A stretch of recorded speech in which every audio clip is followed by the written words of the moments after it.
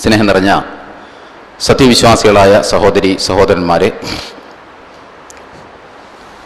പ്രപഞ്ചനാഥനായ അള്ളാഹുവിൻ്റെ വിധിവിലക്കുകൾ അതിലംഘിക്കാതെ വ്യക്തിജീവിതത്തെയും കുടുംബജീവിതത്തെയും സാമൂഹ്യ ജീവിതത്തെയും മുന്നോട്ട് നയിക്കണമെന്ന് ആദ്യമായി എന്നോടും പിന്നീട് നിങ്ങളെയും വസിയത്ത് ചെയ്യുകയാണ്, ഉപദേശിക്കുകയാണ്.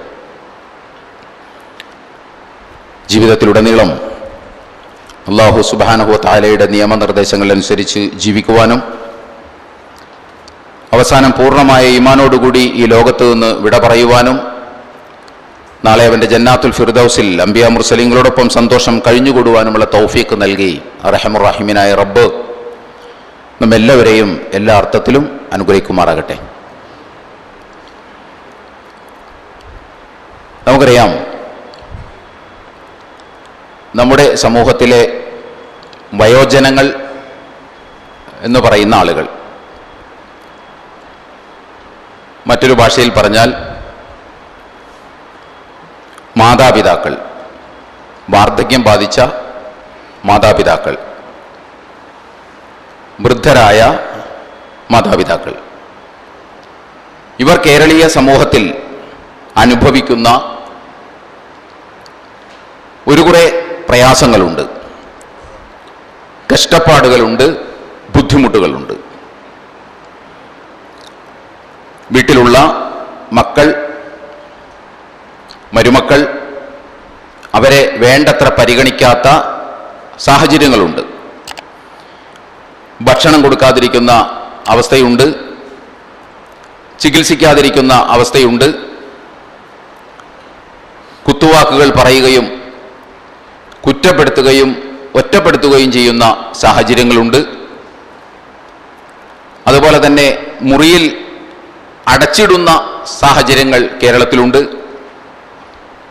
ഭക്ഷണം കൊടുക്കാതിരിക്കുന്ന അവസ്ഥയുണ്ട്, വേണ്ടത്ര ചികിത്സ നൽകാതിരിക്കുന്ന അവസ്ഥയുണ്ട്. അതോടൊപ്പം തന്നെ മറ്റുള്ളവരോട് ആരോടും മിണ്ടാൻ അനുവദിക്കാതിരിക്കുന്ന അവസ്ഥയുണ്ട്. ഒരു ഘട്ടമെത്തുമ്പോൾ മാതാപിതാക്കളെ കൊണ്ടുപോയി വൃദ്ധസദനങ്ങളിൽ പാർപ്പിക്കുന്ന സാഹചര്യങ്ങളുണ്ട്. ഇതെല്ലാം, ഞാനീ പറഞ്ഞതെല്ലാം, ഇതിനപ്പുറവുമൊക്കെ നമ്മുടെ കേരളത്തിലെ, പൊതുവിൽ എല്ലായിടത്തും ഉണ്ടാകും, പക്ഷെ കേരളത്തിലെ സാഹചര്യമാണ് നമ്മളിപ്പോൾ പറയുന്നത്. വൃദ്ധരായ മാതാപിതാക്കൾ അല്ലെങ്കിൽ വയോജനങ്ങൾ അനുഭവിക്കുന്ന പ്രയാസങ്ങളാണ്. ഇങ്ങനെ അനുഭവിക്കുന്നവരുടെ എണ്ണം കേരളത്തിൽ ക്രമാതീതമായി കൂടിക്കൊണ്ടിരിക്കുന്നു എന്നതാണ് നമ്മെ പേടിപ്പെടുത്തുന്നത്. നമ്മുടെ സംസ്ഥാനത്തിൻ്റെ സോഷ്യൽ ജസ്റ്റിസ് ഡിപ്പാർട്ട്മെൻറ്റിൻ്റെ ഒരു ഞെട്ടിപ്പിക്കുന്ന വെളിപ്പെടുത്തൽ കഴിഞ്ഞ ദിവസം പുറത്തു വന്നിരുന്നു.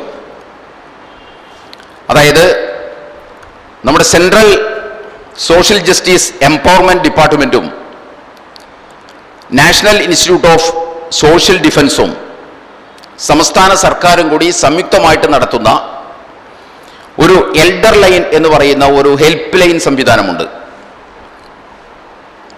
കേരളത്തിലെ വയോജനങ്ങളുടെ ക്ഷേമവും അവരുടെ സുരക്ഷയും ഉറപ്പുവരുത്തുന്നതിനു വേണ്ടി സംസ്ഥാന സർക്കാർ ആരംഭിച്ചിട്ടുള്ള ഒന്നാണ് ഹെൽപ്പ് ലൈൻ എന്ന് പറയുന്നത്. ഈ ഹെൽപ്പ് ലൈനിലേക്ക് ഏത് മാതാപിതാക്കൾക്കും വിളിക്കാം. അവരുടെ ബുദ്ധിമുട്ടുകൾ, അവർ വീട്ടിൽ നേരിടുന്ന അക്രമങ്ങൾ, പ്രയാസങ്ങൾ ഈ ഹെൽപ്പ് ലൈൻ നമ്പറിൽ വിളിച്ച് ആർക്കും ബോധ്യപ്പെടുത്താം. ഏതെങ്കിലും ഒരു കുടുംബത്തിൽ മാതാപിതാക്കൾ കഷ്ടപ്പെടുന്നുണ്ടെങ്കിൽ അത് പൊതുജനങ്ങൾക്ക് വേണമെങ്കിലും വിളിച്ചു പറയാം. ആ ഹെൽപ്പ് ലൈൻ നമ്പറാണ് 14567. വിളിച്ചിട്ടെടുത്തില്ലെങ്കിൽ ആ നമ്പറിൽ തിരിച്ചു വിളിക്കും. 2021 ഈ എൽഡർ ലൈൻ എന്ന് പറയുന്ന ഈ ഹെൽപ്പ് ലൈൻ സംവിധാനം നമ്മുടെ സർക്കാർ ആരംഭിച്ചത്. അത് 2 വർഷം പിന്നിട്ടു. ഈ 2 വർഷം പിന്നിട്ടപ്പോൾ അവർ പുറത്തുവിട്ട ഞെട്ടിക്കുന്ന ചില വിവരങ്ങളുണ്ട്. അതെന്താണെന്ന് ചോദിച്ചാൽ, ഈ ഹെൽപ്പ് ലൈൻ നമ്പറിലേക്ക് ഒരു ദിവസം കേരളത്തിൻ്റെ വിവിധ ഭാഗങ്ങളിൽ നിന്ന് വിളിക്കുന്നത് 120 ആളുകളാണ്.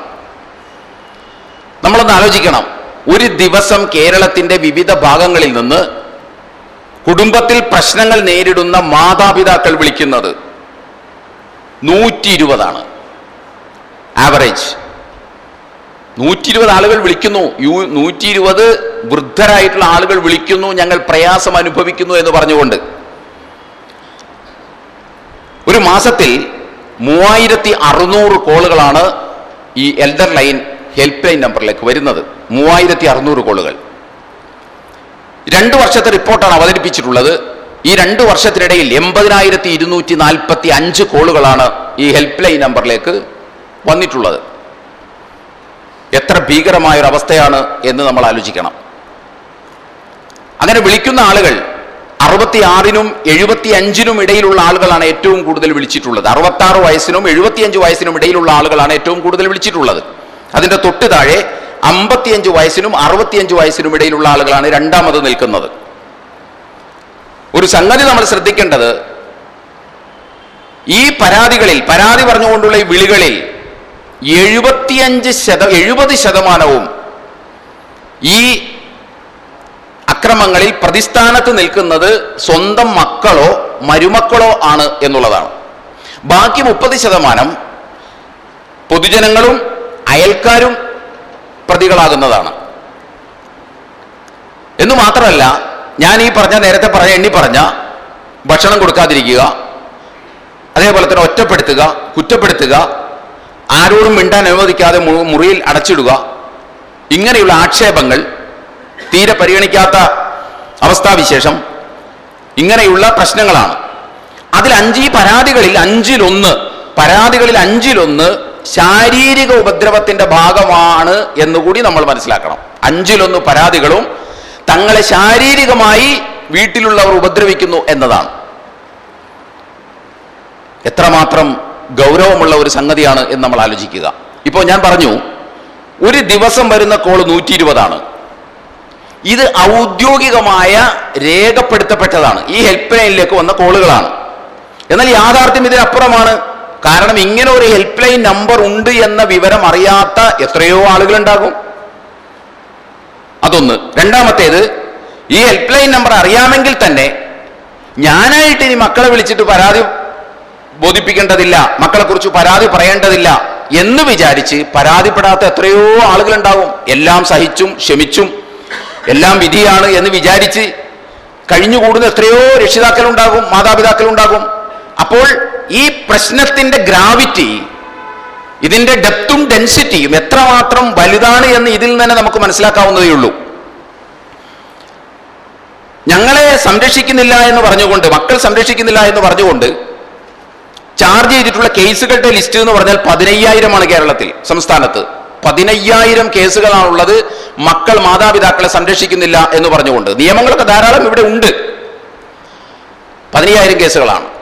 നമ്മൾ ഈ അടുത്ത ദിവസം നമ്മളെ സോഷ്യൽ മീഡിയയിലൊക്കെ കണ്ടിട്ടുണ്ടാവും. കൊല്ലത്ത് തേവലക്കരയിൽ 80 വയസ്സുള്ള ഭർത്തൃമാതാവിനെ ക്രൂരമായി മർദ്ദിക്കുന്നത് വിദ്യാഭ്യാസമുള്ള സ്കൂൾ അധ്യാപികയായ മരുമകളാണ് എന്ന കാര്യം നമ്മൾ മറക്കരുത്.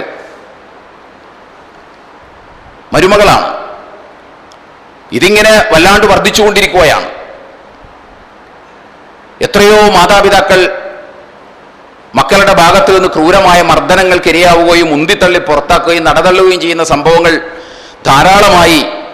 എനിക്ക് തോന്നുന്നത് ഒരു മാസത്തെ പത്രം നമ്മൾ എടുത്തു നോക്കിക്കഴിഞ്ഞാൽ നമുക്ക് വ്യത്യസ്തമായ തലക്കെട്ടുകളിൽ നമുക്ക് ഈ ക്രൂരതയുടെ ചിത്രങ്ങൾ നമുക്ക് കാണാൻ സാധിക്കും.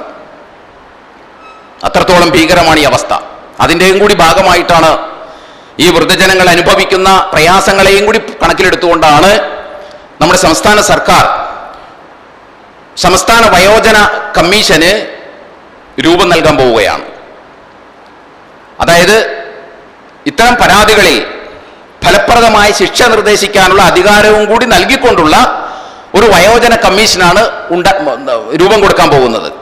ഈ വരുന്ന നിയമസഭാ സമ്മേളനത്തിൽ അതിന്റെ കരട് രേഖ നിയമസഭയിൽ അവതരിപ്പിക്കുകയും പാസാക്കുകയും ചെയ്താൽ തൊട്ടടുത്ത വർഷത്തിൽ തന്നെ അതിന്റെ പ്രവർത്തനം ആരംഭിക്കും എന്നാണ് ഉത്തരവാദിത്തപ്പെട്ട ആളുകൾ പറയുന്നത്. നമ്മളൊന്ന് ആലോചിക്കേണ്ടത് ഒരു കാര്യം കൂടി നമ്മൾ മനസ്സിലാക്കേണ്ടത്, 2030 കേരള സംസ്ഥാനത്തെ ജനസംഖ്യയുടെ 25% വയോജനങ്ങളായിരിക്കും എന്നതുകൂടിയാണ്. 2030 24-ലാണ് നമ്മളുള്ളത്. 2030 സംസ്ഥാനത്തെ ജനസംഖ്യയിൽ 25% ആളുകളും വയോജനങ്ങളായിരിക്കും. ഈ പ്രയാസം അനുഭവിക്കുന്ന വയോജനങ്ങളുടെ എണ്ണം ക്രമാതീതമായി വർദ്ധിക്കുന്നു എന്ന് മാത്രമല്ല, വയോജനങ്ങൾ അനുഭവിക്കുന്ന പ്രയാസങ്ങളും ക്രമാതീതമായി വർദ്ധിച്ചുകൊണ്ടിരിക്കുന്നു എന്നതാണ് വസ്തുത. എന്തുകൊണ്ടാണ് യഥാർത്ഥത്തിൽ ഇത്തരത്തിൽ വയോജനങ്ങൾ പ്രയാസം അനുഭവിക്കുന്നത് എന്ന് നമ്മൾ ചോദിച്ചാൽ അതിന് പല കാരണങ്ങളുണ്ട്. പ്രധാനപ്പെട്ട ഒരു കാരണം എന്താണെന്ന് ചോദിച്ചാൽ, പണ്ടുകാലം മുതൽ നമുക്കറിയാവുന്ന അമ്മായിയമ്മ മരുമകൾ പോരാണ്. അത് നമുക്ക് പണ്ടേ മുതൽ അറിയാം. അമ്മായിയമ്മയും മരുമകളും തമ്മിലുള്ള പോരിന്റെ ഭാഗമായിട്ട് മാതാപിതാക്കൾ അവഗണിക്കപ്പെടുന്ന, അല്ലെങ്കിൽ മാതാവ് അമ്മായിയമ്മ അവഗണിക്കപ്പെടുന്ന, അവരൊരു വൃദ്ധയാണ്, വയോജന ജനങ്ങളുടെ കൂട്ടത്തിൽപ്പെട്ടതാണല്ലോ, അനുഭവിക്കുന്ന പ്രയാസങ്ങൾ അതിനൊരു കാരണമാണ്. മറ്റൊരു പ്രധാന കാരണം എന്താണെന്ന് ചോദിച്ചാൽ, മനുഷ്യന്റെ ജീവിത കാഴ്ചപ്പാടിൽ വന്ന വ്യത്യാസവും അവൻ ഒരു കൂട്ടുകുടുംബ വ്യവസ്ഥയിൽ നിന്ന് ഒരു ന്യൂക്ലിയർ ഫാമിലി സെറ്റപ്പിലേക്ക് മാറിയതും പുതിയതായി രൂപം കൊണ്ട ജോബ് കൾച്ചറുമാണ് അതിന് പ്രധാനപ്പെട്ട കാരണം. ഈ രക്ഷിതാക്കൾ, മാതാപിതാക്കൾ ഇത്രയും പ്രയാസം അനുഭവിക്കുന്നതിന്റെ മൗലികമായ കാരണങ്ങൾ അതാണ് എന്ന് നമുക്ക് വേണമെങ്കിൽ ഇങ്ങനെ ക്ലാസിഫൈ ചെയ്യാവുന്നതാണ്. ഞാൻ അമ്മായിമ്മ പോരിന്റെ കാര്യം പറഞ്ഞു. പിന്നെ നമ്മളുടെയൊക്കെ ഒരു ഫാമിലി സെറ്റപ്പ് എന്ന് പറഞ്ഞു കഴിഞ്ഞാൽ ന്യൂക്ലിയർ ഫാമിലി സെറ്റപ്പാണ്. ന്യൂക്ലിയർ ഫാമിലി സെറ്റപ്പ് എന്ന് പറഞ്ഞാൽ ഭാര്യ ഭർത്താവ്, 1-2 മക്കളുണ്ടാകും. പിന്നെ അവിടെ ഉണ്ടാവുക ഈ വയോജനങ്ങളിൽപ്പെട്ട സ്വന്തം മാതാപിതാക്കളായിരിക്കും. നമുക്കറിയാം, ഇന്നത്തെ അവസ്ഥയിൽ ഭാര്യയും ഭർത്താവും ജോലിക്ക് പോകും. മക്കളാകട്ടെ അവർ വിദ്യാഭ്യാസവും പറഞ്ഞ് അവരും സ്കൂളിലേക്ക് പോകും. പിന്നെ അവിടെ ഉണ്ടാവുക ഈ മാതാപിതാക്കളാണ്. അവർ ഒറ്റപ്പെടുന്ന ഒരവസ്ഥയുണ്ട്. അതിപ്പോ മാതാപിതാക്കളല്ലാത്ത ആളുകൾക്ക് നമുക്കത് മനസ്സിലാവില്ല വേണ്ടത്ര അളവിൽ. മാതാപിതാക്കൾ എന്ന് പറയുമ്പോൾ ഞാൻ ഉദ്ദേശിക്കുന്നത് കേവലം 45-50 വയസ്സുള്ള മാതാപിതാക്കളെ കുറിച്ചല്ല. വൃദ്ധരായ മാതാപിതാക്കളുണ്ട്. ഒരു 60-65 വയസ്സിന് മുകളിലേക്കുള്ള മാതാപിതാക്കൾക്ക് ഇത്തരം ഒരു കുടുംബാന്തരീക്ഷത്തിൽ അവർ അനുഭവിക്കുന്ന വ്യഥകളും വ്യാധികളെ കുറിച്ചും നന്നായി അറിയാൻ കഴിയും. ഈ സദസ്സിൽ ഇരിപ്പുണ്ടെങ്കിൽ തന്നെ അവർക്ക് അറിയാൻ സാധിക്കും. ഈ ഭാര്യയും ഭർത്താവും വീട്ടിൽ നിന്ന് പുറത്തോട്ട് പോയാൽ, മക്കളും പോയാൽ, പിന്നെ ഇവരാണ് അവിടെ ഉണ്ടാവുക. പിന്നെ നമ്മൾ കുടുംബങ്ങളിലേക്കൊന്ന് നോക്കിക്കഴിഞ്ഞാൽ ഈ 2 കൂട്ടരുണ്ടെങ്കിൽ, മാതാവും പിതാവും ഉണ്ടെങ്കിൽ വലിയ പ്രശ്നം ഉണ്ടാവില്ല. കാരണം എന്താണെന്ന് ചോദിച്ചാൽ അവർ തമ്മിൽ എന്തെങ്കിലും മിണ്ടിയും പറഞ്ഞു നോക്കുക, അവിടെ ഇരുന്നോളും, വലിയ പ്രശ്നം തോന്നൂല. എന്നാൽ നമ്മൾ നമ്മുടെ ചുറ്റുവട്ടത്തുമുള്ള നമ്മുടെ അടക്കം കുടുംബങ്ങളിലേക്ക് നമ്മളൊന്ന് നിരീക്ഷിച്ചാൽ നമുക്ക് മനസ്സിലാക്കാൻ കഴിയുന്ന ഒരു സംഗതി, എല്ലാ കുടുംബങ്ങളിലും മിക്കവാറും ആദ്യം മരിക്കുന്നത് പിതാവായിരിക്കും. നിങ്ങളൊന്ന് ചുറ്റുവട്ടത്തിലേക്ക് നോക്കിയാൽ നമുക്കത് മനസ്സിലാകും. അത് എന്തുകൊണ്ടാണ് അങ്ങനെ ഒരു സെറ്റപ്പ് ഉണ്ടായിട്ടുള്ളത് എന്ന് പറയാൻ ഞാൻ ആളല്ല. പക്ഷെ പടച്ച തമ്പുരാന്റെ ഒരു ഇടപെടൽ ആ വിഷയത്തിൽ ഉണ്ട് എന്ന് വ്യക്തിപരമായി വിശ്വസിക്കുന്ന ഒരാളാണ് ഞാൻ. കാരണം മിക്കവാറും കുടുംബങ്ങളിൽ പിതാവാണ് ആദ്യം മരിക്കുക. പലപ്പോഴും ഞാൻ വ്യക്തിപരമായി നടത്തിയിട്ടുള്ള ഒരു നിഗമനത്തിൽ, ഒരു ആണിനെ സംബന്ധിച്ചിടത്തോളം പെണ്ണില്ലാതെ, ഭാര്യയില്ലാതെ ജീവിക്കാൻ കഴിയില്ല. പക്ഷെ ഒരു ഭാര്യയെ സംബന്ധിച്ചിടത്തോളം ഭർത്താവില്ലെങ്കിലും വലിയ പ്രയാസങ്ങളില്ലാതെ അവർക്ക് ജീവിച്ച് മുന്നോട്ട് പോകാൻ പറ്റും. അതിന്റെ ഒരു ബയോളജിക്കൽ സെറ്റപ്പ് പടച്ചതമ്പുരാൻ തന്നെ വരുത്തിയതായിരിക്കാം അത് എന്ന് വേണമെങ്കിൽ നമുക്ക് നിഗമനത്തിലെത്താം. നമ്മുടെ വിഷയം അതല്ല. നമ്മൾ പറയുന്ന അത്തരം ഒരു ചുറ്റുപാടിൽ ഭർത്താവ് വേഗം മരിച്ചു പോകും, അല്ലെങ്കിൽ പിതാവ് പെട്ടെന്ന് മരിച്ചു പോകും. പിതാവ് പെട്ടെന്ന് മരിച്ചു പോയാൽ പിന്നെ അവിടെ ആകെ ഉണ്ടാവുക ഈ മാതാവ് മാത്രമാണ്. നേരത്തെ പറഞ്ഞ നമ്മുടെ ഈ ഫാമിലി സെറ്റപ്പിൽ ഭാര്യയും ഭർത്താവും രാവിലെ ജോലിക്ക് പോകും, മക്കളാകട്ടെ സ്കൂളിൽ പോകും. പിന്നെ വീട്ടിൽ ആകെ ഉണ്ടാവുക സ്വന്തം മാതാവ് മാത്രമായിരിക്കും. സ്വന്തം മാതാവ് ഏകാഗിയായി, അത് ആരോഗ്യം ഉണ്ടെങ്കിലുള്ള അവസ്ഥയാണ് ഞാൻ പറഞ്ഞത്. ആരോഗ്യവുമില്ല, മരുന്നുകളുടെ ലോകത്താണ് കഴിയുന്നതെങ്കിൽ അവരൊരു കട്ടിലിൽ ഇങ്ങനെ ഇരിക്കുന്ന ഒരു അന്തരീക്ഷം നിങ്ങളൊന്ന് ആലോചിച്ച് നോക്കൂ. നമ്മൾക്ക് തോന്നും വെറുതെ ഇരിക്കുന്ന ഒരു സുഖമല്ലേ എന്ന്. വെറുതെ ഇരിക്കുന്നത്, ഒരു പണിയുമില്ലാതെ വെറുതെ ഇരിക്കുക എന്ന് പറഞ്ഞതാണ് ഈ ഭൂമിയിൽ ഏറ്റവും പ്രയാസമുള്ള പണി. നമുക്ക് 1 ലക്ഷം രൂപ ശമ്പളം തന്നാലും നമുക്ക് ആ പണിയെടുക്കാൻ പറ്റില്ല. നിങ്ങളൊരു കസേരയിട്ട് രാവിലെ മുതൽ വൈകുന്നേരം വരെ ഇരുന്നാൽ മതി എന്നൊരാളോട് നമ്മളോട് പറഞ്ഞാൽ നമുക്ക് 1 ലക്ഷം രൂപ ശമ്പളം തന്നാലും നമ്മൾ ആ പണിക്ക് പോകില്ല. കാരണം 1-2 ദിവസം ചെന്ന് ഇരിക്കുമ്പോൾ നമുക്ക് അതിന്റെ ബുദ്ധിമുട്ട് അറിയാൻ പറ്റും. എന്നും ജോലിയുള്ള ഒരാളെ സംബന്ധിച്ചിടത്തോളം ഒരു പക്ഷേ ഒരു ദിവസം വെറുതെ ഇരിക്കുക എന്ന് പറഞ്ഞാൽ ഒരു സുഖകരമായ കാര്യമായിരിക്കും. പക്ഷേ എന്നും ഒരു പണിയും ജോലിയില്ലാതെ ഒരു സ്ത്രീ ഇരിക്കുക എന്ന് പറയുന്നത് ഏറെ പ്രയാസമുണ്ട്. അത് നമുക്ക് പറഞ്ഞറിയിക്കാൻ കഴിയില്ല. അതുകൊണ്ട് തന്നെ ഏറ്റവും പ്രയാസമുള്ള തൊഴിൽ എന്ന് പറയുന്നത് സെക്യൂരിറ്റി പണിയാണ്. എന്തുകൊണ്ടാന്ന് ചോദിച്ചാൽ സെക്യൂരിറ്റിക്ക് ഒരു പണിയുമില്ല, വെറുതെ പോയി അവിടെ ഇരിക്കലും മാത്രമാണ്. ഇത്രയും മുഷിപ്പുള്ള ഒരു പരിപാടി മറ്റൊന്നില്ല. ഇനി അവരെ നമ്മൾ അടുത്ത് ചേർത്ത് സംസാരിച്ചാൽ നമുക്ക് പലപ്പോഴും മനസ്സിലാക്കുന്ന ഒരു കാര്യമുണ്ട്, എനിക്ക് നേരിട്ടറിയാവുന്നത് കൂടിയാണ്. അവരിൽ പലരെയും നമ്മൾ സമീപിച്ച് സംസാരിച്ചു കഴിഞ്ഞാൽ, ചേർത്ത് നിർത്തി സംസാരിച്ചു കഴിഞ്ഞാൽ അവർ പറയുന്നൊരു കാര്യമുണ്ട്, നമ്മൾ ഈ പറഞ്ഞ കാര്യം. അഥവാ വീട്ടിൽ നേരിടുന്ന അവഗണനയെ അതിജീവിക്കാൻ വേണ്ടിയിട്ടാണ് അവരിൽ പലരും സെക്യൂരിറ്റി പണിക്ക് പോകുന്നത് എന്ന ഒരു യാഥാർത്ഥ്യം നമ്മൾ കാണാതെ പോകരുത്. അത് അവരെ ചേർത്ത് പിടിച്ച് സംസാരിച്ചാൽ നമുക്കത് മനസ്സിലാകും. അപ്പോൾ വെറുതെ ഇരിക്കുക, ഇങ്ങനെ ഇരിക്കുമ്പോഴാണ് സ്വാഭാവികമായിട്ടും ഇതിനേക്കാൾ നല്ലത് വൃദ്ധസദനമാണ്, ഓൾഡ് ഏജ് ഹോമാണ് എന്ന് അവർക്ക് തോന്നിപ്പോകും. തോന്നുന്നതിൽ അത്ഭുതമില്ല. കാരണം എന്താണെന്ന് ചോദിച്ചാൽ അവിടെ പരിചരണം കിട്ടും. അത് കൂടാതെ മിണ്ടാനും പറയാനും ധാരാളം ആളുകൾ ഉണ്ടാകും. അവിടെ മിണ്ടിയും പറഞ്ഞു ഇരിക്കാം. ഇതിനേക്കാൾ നല്ലത്, എൻ്റെ ഏകാന്തതയിലുള്ള ഈ ജീവിതത്തെക്കാൾ നല്ലത് വൃദ്ധസദനത്തിൽ കഴിയുന്നതാണ് എന്ന് ഓരോ മാതാപിതാക്കളും തോന്നുന്ന, അല്ലെങ്കിൽ അത് മക്കളോട് ആവശ്യപ്പെടുന്ന ഒരവസ്ഥാവിശേഷത്തിലേക്കാണ് നമ്മുടെ കേരളീയ സാമൂഹിക സാഹചര്യം പോയിക്കൊണ്ടിരിക്കുന്നത് എന്ന് നമ്മൾ മനസ്സിലാക്കണം. മറ്റൊന്നെന്താണെന്ന് ചോദിച്ചു കഴിഞ്ഞാൽ, നിങ്ങളൊന്ന് ആലോചിച്ച് നോക്കൂ. അങ്ങനെ അവർ പോയി കഴിഞ്ഞാൽ, നമ്മളുടെ ഒക്കെ ഈ പറഞ്ഞ പോലെ ഒരു ഫാമിലി സെറ്റപ്പിൽ ഭർത്താവിന് ജോലി ഉണ്ടാകും. ഭർത്താവ് ജോലി കഴിഞ്ഞ് വന്ന പിന്നെ പുള്ളിനെ വേറെ ഒന്നിനും കിട്ടൂല. പുള്ളിയുടെ പരിപാടിയായിട്ട് ഇങ്ങനെ നടക്കും. ഈ കുടുംബത്തിലെ കാര്യങ്ങളിൽ ഇടപെട്ട് ഒന്ന് എൻഗേജഡായി സഹായിച്ചു കൊടുക്കുക എന്ന് പറയുന്നത് പല കുടുംബത്തിലും ഇല്ല. പക്ഷേ ഒപ്പം ഭാര്യ ജോലി കഴിഞ്ഞ് വന്നാൽ ഭാര്യക്ക് ആ ഒരു ഇത് കിട്ടില്ല, അതവർക്ക് കിട്ടൂല. അവർ വീട്ടിൽ വന്നാൽ, ആ ജോലി കഴിഞ്ഞ് വീട്ടിൽ വന്നു കഴിഞ്ഞാൽ പിന്നെ അവരെന്ത് ചെയ്യണം? അലക്കണം. അതുപോലെ തന്നെ ഇവർക്കൊക്കെ വച്ച് വിളമ്പണം, കുട്ടികളുടെ വിദ്യാഭ്യാസം നോക്കണം. അങ്ങനെ വീട്ടിലെ ബാക്കി എല്ലാ പണിയും കൂടി അവർ ഏറ്റെടുക്കണം. നമുക്ക് പുരുഷന്മാർക്കുള്ള ഒരു പ്രിവിലേജ് അവർക്ക് കിട്ടൂല. അപ്പൊ ഇതെല്ലാം കൂടി ഏറ്റെടുക്കേണ്ടി വരിക. അതോടൊപ്പം തന്നെ ഭർത്താവിന്റെ മാതാവിനെ, അല്ലെങ്കിൽ സ്വന്തം മാതാവിനെ തന്നെയാണെങ്കിലും വീണ്ടും മരുന്നുകളുടെ ലോകത്ത് കഴിയുന്ന മാതാവിനെ അന്വേഷിക്കണം എന്നുകൂടി വരുമ്പോൾ സ്വാഭാവികമായിട്ടും പ്രായമായൊരു സ്ത്രീ ഭാരമായി ഒരു പെണ്ണിന്റെ മനസ്സിൽ തോന്നിയാൽ അവരെ 100% നമുക്ക് കുറ്റപ്പെടുത്താൻ കഴിയില്ല. അവിടെയൊക്കെ പരിഹാരത്തിന്റെ ഒരു മാർഗം എന്ന് പറയുന്നത് പുരുഷന്മാരുകൂടി കുറച്ച് കാര്യങ്ങൾ സഹകരിക്കുക, അങ്ങനെ മാന്യമായ കാര്യങ്ങൾ മുന്നോട്ട് കൊണ്ടുപോവുക എന്നതാണ്. അതാണ് ഒരു പരിഹാരം. പിന്നെ ഉള്ളത് പ്രശ്നം, മരുന്നുകളുടെ ലോകത്ത് കഴിയുകയാണെങ്കിൽ മാതാപിതാക്കൾ ഭാരമായി മാറും. ആരോഗ്യത്തോടുകൂടി അവർ അങ്ങോട്ടും ഇങ്ങോട്ടും അവരുടെ കാര്യങ്ങളൊക്കെ ചെയ്ത് കഴിയുന്ന ഒരു അവസ്ഥാവിശേഷം ഉണ്ടെങ്കിൽ വലിയ ഭാരമൊന്നും തോന്നൂല. അതേസമയം അവരെ സംബന്ധിച്ചിടത്തോളം അവർ മരുന്നുകളുടെ ലോകത്താണ് കഴിയുന്നതെങ്കിൽ അവർ ഭാരമായിരിക്കും. പിന്നെ മറ്റൊന്ന്, ഞാൻ നേരത്തെ സൂചിപ്പിച്ചു, പണ്ടത്തേതിനേക്കാൾ കൂടുതൽ മനുഷ്യൻ ത്യാഗം അനുഭവിക്കാൻ സന്നദ്ധനല്ല എന്നൊരവസ്ഥാവിശേഷമാണ്. ത്യാഗസന്നദ്ധത കുറവാണ്. മാത്രമല്ല സ്വാർത്ഥത വളരെ കൂടുതലാണ്. നമുക്കൊക്കെ അങ്ങനെ തന്നെയാണ്. ഏതോ കുറെ ആളുകളെ കുറിച്ചാണ് നമ്മൾ ഈ പറയുന്നത് എന്ന് നമ്മൾ വിചാരിക്കേണ്ടതില്ല. ഈ 4 ചുവരുകൾക്ക് അപ്പുറത്തുള്ള ആളുകളെ കുറിച്ചാണ് നമ്മൾ സംസാരിക്കുന്നത് എന്ന് നമ്മളാരും വിചാരിക്കേണ്ടതില്ല. ഈ 4 ചുവരുകൾക്ക് അകത്തുള്ള നമ്മളെ കുറിച്ചാണ് നമ്മൾ സംസാരിക്കുന്നത് എന്ന് നമ്മൾ മനസ്സിലാക്കിയാൽ മതി. അപ്പൊ സ്വാർത്ഥത നമുക്ക് കൂടിയിട്ടുണ്ട്, ത്യാഗം അനുഭവിക്കാനുള്ള ഒരു സന്നദ്ധത നമുക്ക് കുറഞ്ഞിട്ടുണ്ട്. പിന്നെ നമ്മളെ സംബന്ധിച്ചിടത്തോളം എപ്പോഴും പരമാവധി അടിച്ചുപൊളിച്ച് ജീവിക്കണം എന്ന ചിന്തയാണ്. അപ്പൊ അങ്ങനെ ചിന്തിക്കുമ്പോൾ വല്ലപ്പോഴൊക്കെ നമുക്ക് കൂട്ടത്തോടെയും കുടുംബത്തോടെയൊക്കെ ചിലപ്പോൾ നമുക്ക് പുറത്തു പോകേണ്ടി വരും. അങ്ങനെ പുറത്തു പോകാൻ നമ്മൾ ശ്രമിക്കുമ്പോൾ മാതാപിതാക്കൾ അതിനൊരു തടസ്സമായി മാറും. കാരണം ഇവരെയും കൊണ്ട് നമ്മൾ ഉദ്ദേശിക്കുന്ന ടൂറിസ്റ്റ് കേന്ദ്രത്തിലോ, അല്ലെങ്കിൽ ഇവരെയും കൊണ്ട് നമ്മൾ ഉദ്ദേശിക്കുന്ന ഹോട്ടലുകളിലോ, അല്ലെങ്കിൽ അതുപോലുള്ള സ്ഥലങ്ങളിലോ നമുക്ക് പോകാൻ പറ്റില്ല. സ്വാഭാവികമായിട്ടും ഇവർ ഇതിനൊരു ഭാരമായി വരുന്ന ഒരു അവസ്ഥാവിശേഷം ഉണ്ടാകും. ഇങ്ങനെ പല കാരണങ്ങളാൽ, ഞാനിപ്പോൾ പറഞ്ഞതും പറയാത്തതുമായ പല കാരണങ്ങളാൽ മാതാപിതാക്കൾ ഭാരമായി കൊണ്ടിരിക്കുന്ന ഒരു അവസ്ഥാവിശേഷമാണ് നമ്മുടെ സാമൂഹിക സാഹചര്യം എന്ന് പറയുന്നത്. ഇതൊക്കെ നമ്മൾ പറയുമ്പോഴും നമ്മൾ മനസ്സിലാക്കേണ്ട, ഇതൊക്കെ നമ്മൾ പറയുമ്പോഴും ഒരു കാര്യം നിങ്ങളോട് ഞാൻ പ്രത്യേകം ശ്രദ്ധയിൽപ്പെടുത്താൻ ഉദ്ദേശിക്കുകയാണ്. മറ്റൊന്നുമല്ല, ഞാൻ പറഞ്ഞു എൽഡർ ലൈനിലേക്ക് 14567 എന്ന് പറയുന്ന എൽഡർ ലൈൻ ഹെൽപ്പ് ലൈൻ നമ്പറിലേക്ക് ഒരു ദിവസം 120 കോളുകൾ വരുന്നു എന്ന് ഞാൻ പറഞ്ഞു. എന്നാൽ നമ്മൾ മനസ്സിലാക്കേണ്ടത്, എനിക്ക് ഉറപ്പിച്ചും തറപ്പിച്ചും പറയാൻ കഴിയും, ആ 120 കോളുകളിൽ ഏറ്റവും കുറവ് കോൾ വന്നിട്ടുള്ളത് മുസ്ലിം കുടുംബത്തിൽ നിന്നായിരിക്കും. ഇത് അവരുടെ സോഷ്യൽ ഡിപ്പാർട്ട്മെന്റ് പുറത്തുവിട്ട കണക്കല്ലത്, ഇത് ഞാൻ അനുമാനിച്ചതാണ്. നമുക്ക് അനുമാനിക്കാവുന്നതാണ്, ന്യായമായി നമുക്ക് അനുമാനിക്കാവുന്നതാണ്. അവിടെ വന്നിട്ടുള്ള ഏറ്റവും കുറവ് കോള് മുസ്ലിം കുടുംബങ്ങളിൽ നിന്നായിരിക്കും, യാതൊരു സംശയവുമില്ല.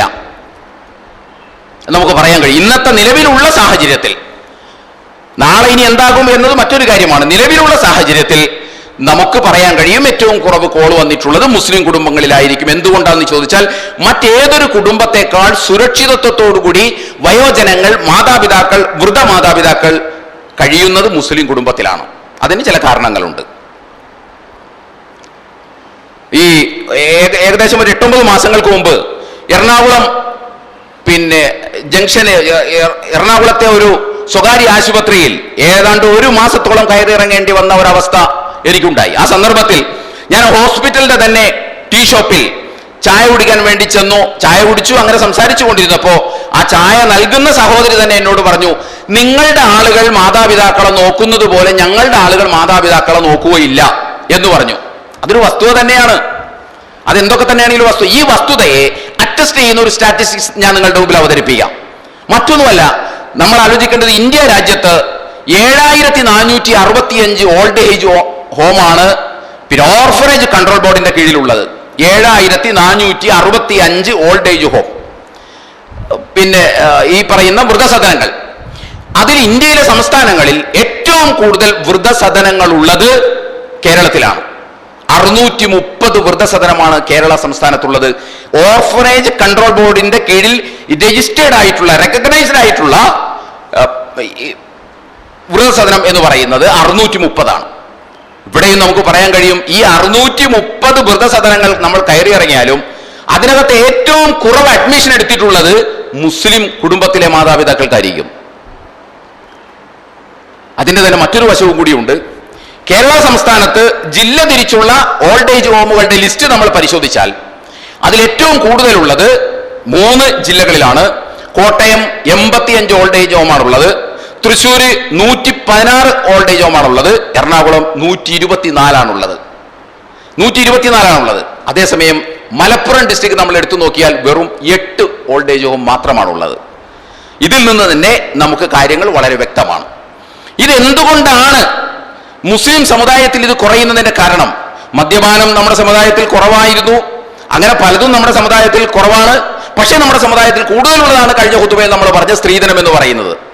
ഇതിന്റെയൊക്കെ സൈക്കോളജി നമ്മൾ വേറെ പരിശോധിക്കേണ്ടതാണ്. അപ്പോ ഇതിന് പ്രധാനമായിട്ട് 3 കാരണങ്ങളാണുള്ളത്.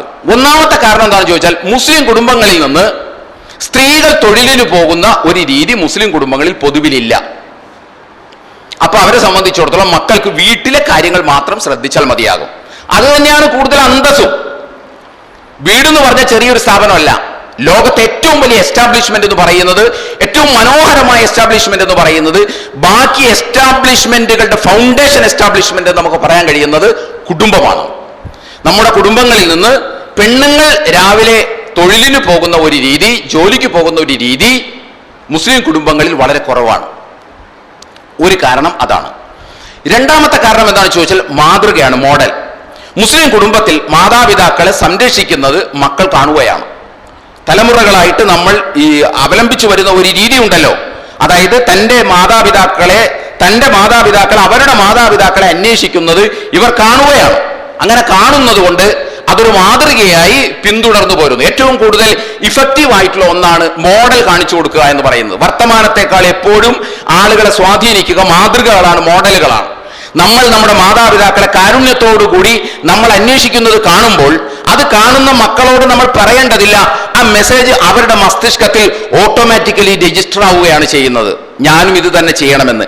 ആ ഒരു പാരമ്പര്യം, ആ ഒരു ട്രഡീഷൻ മുസ്ലിം സമൂഹത്തിൽ ഉള്ളത് കൊണ്ടാണ് മുസ്ലിം സമൂഹം ഇതിനകത്ത് ഏറെ മുന്നിൽ പോയത്. മാതാപിതാക്കളെ അന്വേഷിക്കുന്ന കാര്യത്തിൽ ഏറെ മുന്നിൽ നിൽക്കുന്നതിന്റെ കാരണം അതാണ്. മൂന്നാമത്തേത്, മാതാപിതാക്കളെ മാന്യമായി കാരുണ്യത്തോടുകൂടി നോക്കേണ്ടതിനെ കുറിച്ചുള്ള വേദപാഠങ്ങളിലുള്ള ശ്രദ്ധയാണ്. വിശുദ്ധ ഖുർആൻ അത് സംബന്ധമായി, അള്ളാഹുവിന്റെ റസൂൽ സല്ലല്ലാഹു അലൈഹി വസല്ലം അത് സംബന്ധമായി പറയുന്ന കാര്യങ്ങൾ ജീവിതത്തിൽ ശക്തമായി സ്വാധീനിക്കുന്നു എന്നതാണ്. പക്ഷെ ദുഃഖകരമായ സംഗതി എന്താണെന്ന് ചോദിച്ചാൽ, ഇനി ഈ അവസ്ഥ ഒരു പക്ഷെ മാറാൻ പോവുകയാണ്. എന്തുകൊണ്ടാണെന്ന് ചോദിച്ചാൽ, മുസ്ലിം കുടുംബങ്ങൾ ഈ പറഞ്ഞതുപോലെ ന്യൂക്ലിയർ ഫാമിലി സെറ്റപ്പിലേക്ക് ഓൾറെഡി മാറിക്കഴിഞ്ഞിട്ടുണ്ട്. ഇനി ജോബ് കൾച്ചറിലേക്കും കൂടി മാറുകയാണ്. എന്ന് പറഞ്ഞാൽ അന്തസ്സിന്റെയും അഭിമാനത്തിന്റെയും ഒക്കെ ഭാഗമായി ജീവിതത്തിന്റെ രണ്ടറ്റം കൂട്ടിമുട്ടിക്കണമെങ്കിൽ ഭർത്താവ് മാത്രം കൊണ്ടുവരുന്നത് മതിയാവില്ല, ഭാര്യയും കൂടി കൊണ്ടുവരണമെന്ന ചിന്തയുടെ ഭാഗമായി, മാത്രമല്ല പരിഗണന ഉണ്ടാകണമെങ്കിൽ താനും 500ന്റെ നോട്ട് തന്നെ ATM-ൽ നിന്ന് വിഡ്രോ ചെയ്യുന്നവളാണ് എന്നൊരു തോന്നലുണ്ടായാലാണ് തന്നെ പരിഗണിക്കുകയുള്ളൂ എന്ന ഒരു അവസ്ഥാവിശേഷം. കുറച്ചൊക്കെ അതിനകത്ത് കഥയുണ്ട് എന്ന് പറയാതിരിക്കാൻ യാതൊരു നിർവാഹവുമില്ല. ഇല്ലെങ്കിൽ അവൾ നിസ്സഹായായി പോകും. ആ ഒരു ചിന്ത പെൺകുട്ടികളിൽ വ്യാപകമായി നിലനിൽക്കുന്നത് നമുക്ക് കാണാൻ സാധിക്കും. ഒരാൾ പണം കൊണ്ടുവരിക, ബാക്കി ഒരാൾ അതിന്റെ കീഴിൽ ജീവിക്കുക എന്ന് പറയുന്ന ഒരു രീതി ആശങ്കാജനകമായി പെൺകുട്ടികളുടെ ഇടയിലുണ്ട്. അത് മാറിക്കൊണ്ടിരിക്കുന്നത് കൊണ്ട് മുസ്ലിം സമുദായത്തിലടക്കം പെൺകുട്ടികൾ ഉയർന്ന വിദ്യാഭ്യാസം കരസ്ഥമാക്കുകയും അവ അവർ ഉയർന്ന ജോലികൾ നേടാൻ ശ്രമിക്കുകയും ചെയ്യുന്നു. ഇങ്ങനെ വരുമ്പോൾ അവർക്കും തൊഴിലിന് പോകേണ്ടി വരും. അപ്പൊ ഞാൻ നേരത്തെ പറഞ്ഞ പഴയ അവസ്ഥയിലേക്ക് പോകും. ഭർത്താവും ഭാര്യയും തൊഴിലിന് പോകുന്നു, മക്കൾ പഠിക്കാൻ എന്ന വിധത്തിൽ വീട്ടിൽ നിന്ന് പോകുന്നു, ഉമ്മ മാത്രം ബാക്കിയായി വീട്ടിൽ അവശേഷിക്കുന്നു. അവർ ഏകാന്തതയിലേക്ക് എടുത്തെറിയപ്പെടുന്നു. ഇതാണ് സംഭവിക്കുക. ഇതിനെ പ്രതിരോധിക്കാൻ എന്ത് മാർഗമാണുള്ളത് എന്ന് നമ്മളെല്ലാവരും ആലോചിക്കേണ്ടതാണ്. അങ്ങനെയുള്ള കുടുംബങ്ങളിൽ മാതാവ് ഏകാഗിയായി കട്ടിലിൽ മലർന്നടിച്ച് കിടക്കുകയോ കട്ടിലിൽ വെറുതെ എഴുന്നേറ്റിരിക്കുകയോ ആരെങ്കിലും പുറത്ത് ചെന്ന് നിന്ന് അവരെ ഒന്ന് സന്ദർശിക്കാൻ ചെല്ലുമ്പോൾ വളരെ ആകാംക്ഷയോടുകൂടി അവർ വർത്തമാനം പറയുന്നതും വളരെ സന്തോഷം അവരുടെ മുഖത്ത് പ്രസന്ന ഭാവത്തോടുകൂടി കാണാൻ കഴിയുന്നതും നമുക്ക് കാണാൻ സാധിക്കും.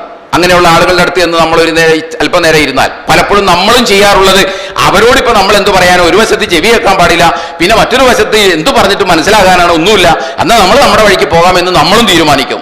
അങ്ങനെ ഒരു വിസിറ്റിങ്ങിനൊന്നും നമ്മളും സന്നദ്ധമാവില്ല. അപ്പൊ ആ അവസ്ഥയും നമ്മുടെ കുടുംബത്തിലേക്കും കൂടി വരാൻ പോവുകയാണ്.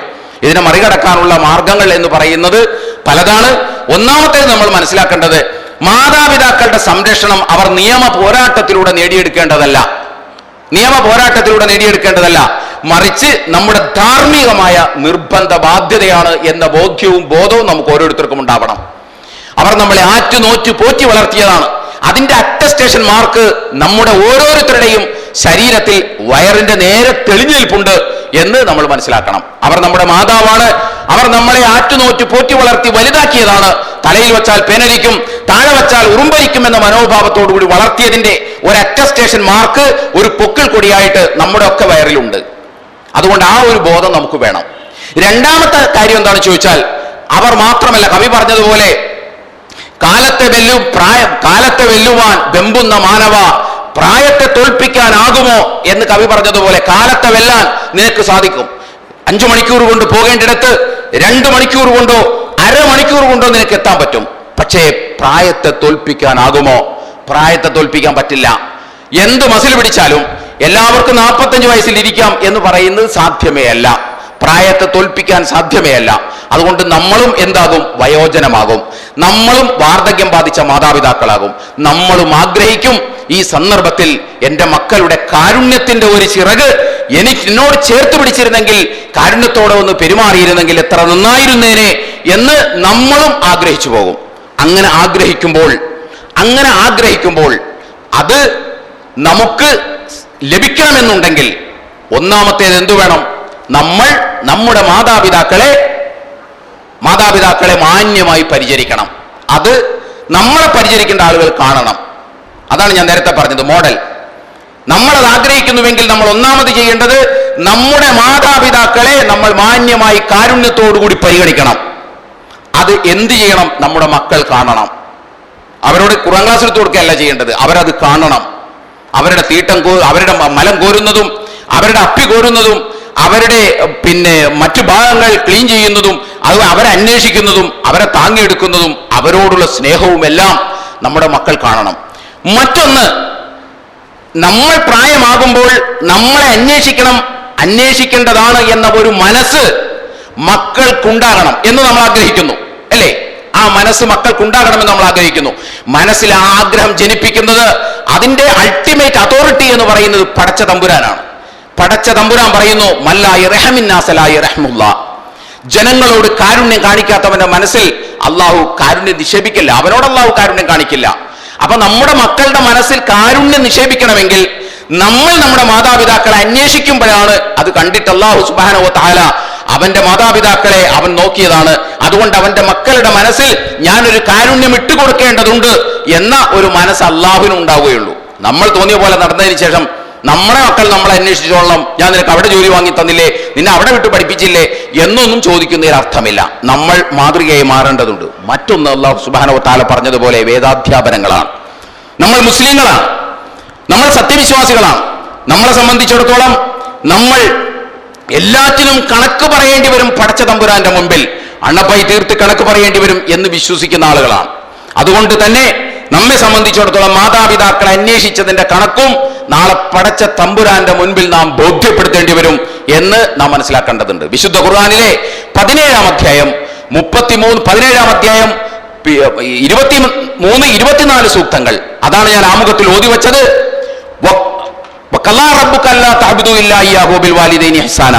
ഇമ്മാ യബ്ലുഗൻ ഇൻദകൽ കിബ്റ അഹദുഹുമാ ഔ കിലാഹുമാ ഫലാ തഖുൽ ലഹുമാ ഉഫിൻ വലാ തൻഹറുഹുമാ വഖുൽ ലഹുമാ ഖൗലൻ കരീമാ വഖ്ഫിദ് ലഹുമാ ജനാഹദ് ദുൽ മിനർ റഹ്മ വഖുൽ റബ്ബിർഹംഹുമാ കമാ റബ്ബയാനി സഗീറ.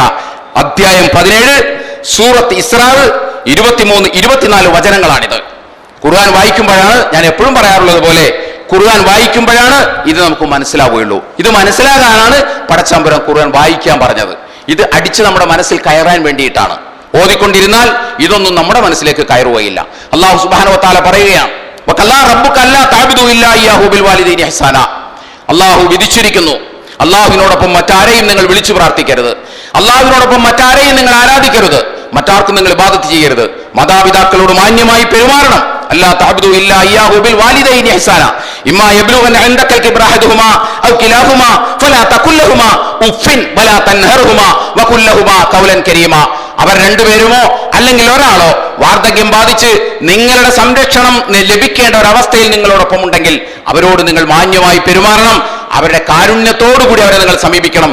എന്ന് മാത്രമല്ല വഖുൽ ലഹുമാ ഉഫിൻ, ഛേ എന്ന് പോലും നിങ്ങൾ പറഞ്ഞു പോകരുത്. നമ്മൾ അതിന്റെ അതിരും കോലും എല്ലാം കഴിഞ്ഞിട്ടാണ് ഇരിക്കുന്നത് എന്നതാണ് വസ്തുത. ഛേ എന്ന് പോലും നിങ്ങൾ പറഞ്ഞു പോകരുത് അവരോട്. നിങ്ങൾ വളരെ സോഫ്റ്റ് ആയിട്ട് വേണം അവരോട് സംസാരിക്കാൻ, സോഫ്റ്റ് ആയിട്ട് വേണം. വളരെ ഡേഞ്ചറസ് സോണാണ് മാതാപിതാക്കൾ എന്ന് എൻ്റെ സഹോദരി സഹോദരന്മാർ നന്നായി മക്കൾ മനസ്സിലാക്കേണ്ടതുണ്ട്. നമ്മുടെ ജീവിതത്തിലെ ഏറ്റവും ഡേഞ്ചറസ് ആയിട്ടുള്ള ഒരു സോണാണ് മാതാപിതാക്കൾ എന്ന് പറയുന്നത്. അവരോട് സമീപിക്കുന്നതിൽ നമ്മൾ പാളിപ്പോയാൽ ജീവിതത്തിന്റെ പല മേഖലകളിലും നമ്മൾ പാളിപ്പോകും എന്ന കാര്യം നമ്മൾ വിചാരിക്കാത്ത അട്ടിമറി ജീവിതത്തിൽ നടക്കും എന്നത് നോക്കിയാൽ തന്നെ നമുക്ക് കാണാൻ കഴിയുന്നതാണ്.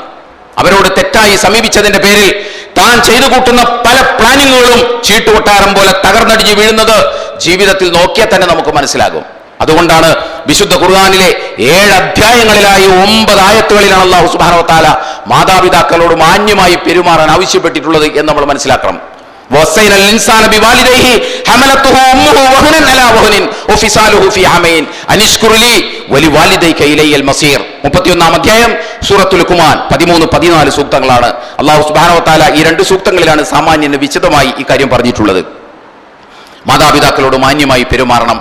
അവർ നിന്നെ വല്ലാണ്ട് കഷ്ടപ്പെട്ട് ഗർഭം ചുമന്നു, അതിനുശേഷം കഷ്ടപ്പെട്ട് പ്രയാസം അനുഭവിച്ച് നിന്നെ പ്രസവിച്ചു, അതിനുശേഷം വല്ലാണ്ട് ബന്ധപ്പെട്ട് 2 കൊല്ലത്തോളം നിനക്ക് പിന്നെ അമ്മിഞ്ഞ പാല് നൽകി നിന്നെ താലോലിച്ച് ഓമനിച്ച് വളർത്തിയതാണ്.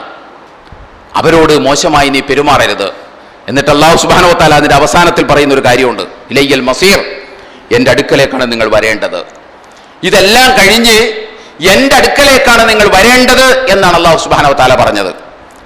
നിങ്ങളൊന്ന് ആലോചിക്കേണ്ടത്, നമ്മളൊന്ന് ആലോചിക്കേണ്ടത്, വിശുദ്ധ ഖുർആനിൽ അള്ളാഹുമായിട്ട് ഏറ്റവും അടുത്ത് നിൽക്കുന്ന ഒരു സത്യവിശ്വാസി അടുത്ത് നിൽക്കുന്ന സന്ദർഭമാണ് റുക്കൂഉം സുജൂദും എന്ന് പറയുന്നത്. അള്ളാഹുമായിട്ട് മുലാഖാത്ത് നടത്തുന്ന അതിന്റെ ഏറ്റവും ക്ലൈമാക്സ് പോയിന്റ് ആണത്.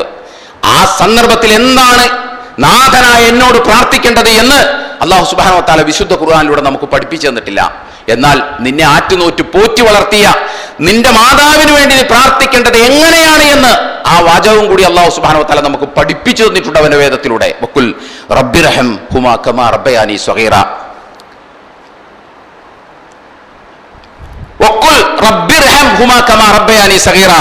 ഞാൻ കുഞ്ഞുനാളിൽ ജീവിച്ചിരുന്ന സന്ദർഭത്തിൽ എന്നെ ആറ്റുനോറ്റ് പോറ്റി വളർത്തിയതുപോലെ അള്ളാഹുവേ അവരെന്നോട് കാരുണ്യം കാണിച്ചതുപോലെ നാഥ അവരോട് നീ ഈ സന്ദർഭത്തിൽ കാരുണ്യം കാണിക്കണമേ എന്ന പ്രാർത്ഥനയാണ് നിങ്ങൾ നിരന്തരമായി അവർക്ക് വേണ്ടി നടത്തിക്കൊണ്ടിരിക്കേണ്ടത് എന്ന പ്രാർത്ഥനയുടെ വാചകം നമുക്ക് അല്ലാഹു സുബ്ഹാനഹു വ തആല അവന്റെ വേദഭാഗത്തിലൂടെ നമുക്ക് പഠിപ്പിച്ചു തന്നിട്ടുണ്ട്.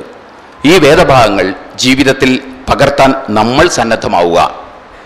സ്വാഭാവികമായും ഒരു വാലും കേൾക്കേണ്ടതില്ല, നമ്മുടെ മക്കളും സന്നദ്ധമാകും.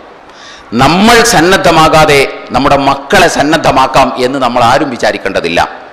അതുകൊണ്ട് നമ്മൾ എപ്പോഴും നമ്മെ നയിക്കേണ്ടത് വത്തഖൂ യൗമൻ തുർജഊന ഫീഹി ഇലല്ലാഹ് സുമ്മ തുവഫാ കുല്ലു നഫ്സിൻ മാ കസബത് വഹും ലാ യുളമൂൻ. വത്തഖൂ യൗമൻ, ആ ദിനത്തെ ഭയപ്പെടണം. അന്നാളിലാണ് നിങ്ങൾ അല്ലാഹുവിങ്കലേക്ക് തിരിച്ചു പോകുന്നത്. തുർജഊന ഫീഹി ഇലല്ലാഹ്, നിങ്ങളുടെ നാഥനായ രാജാതിരാജനായ റബ്ബിന്റെ അടുക്കലേക്ക് തിരിച്ചു ചെല്ലേണ്ടി വരുന്ന ആ ദിനത്തെ നിങ്ങൾ ഭയപ്പെടണം, അതിനെ നിങ്ങൾ സൂക്ഷിക്കണം. സുമ്മ തുവഫാ കുല്ലു നഫ്സിൻ മാ കസബത് വഹും ലാ യുളമൂൻ.